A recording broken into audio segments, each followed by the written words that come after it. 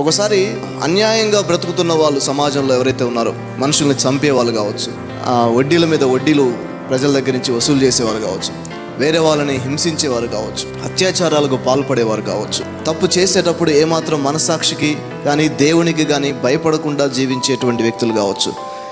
అలాంటి వాళ్ళ సమాజంలో మనం చూస్తున్నాం.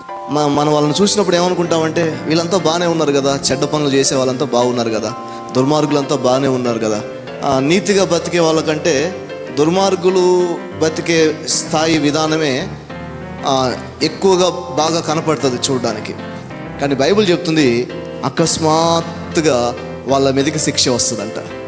అప్పటిదాకా దేవుడు సహిస్తూ ఉన్నాడు వాళ్ళ విషయంలో, కానీ శిక్ష అకస్మాత్ అంటే ఇంకా దేవుడు శిక్షించడానికి రెడీ అయిపోయిన తర్వాత ఇక వాళ్ళు సారీ అని అడగడానికి కూడా ఆప్షన్ వాళ్ళకి ఉండదు.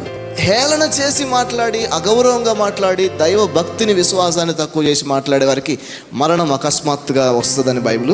ఆ శిక్ష కూడా అకస్మాత్తుగానే. మనం కోరుకోవట్లేదు వాళ్ళందరూ పాడైపోవాలని, కానీ అలాగే కంటిన్యూ అవుతూ ఉంటూ అలాగే ముందుకెళ్తే, వాళ్ళు ఇతరులను విమర్శించడమే పనిగా పెట్టుకుని ఉంటే శిక్ష మాత్రం అకస్మాత్తుగానే వస్తుంది.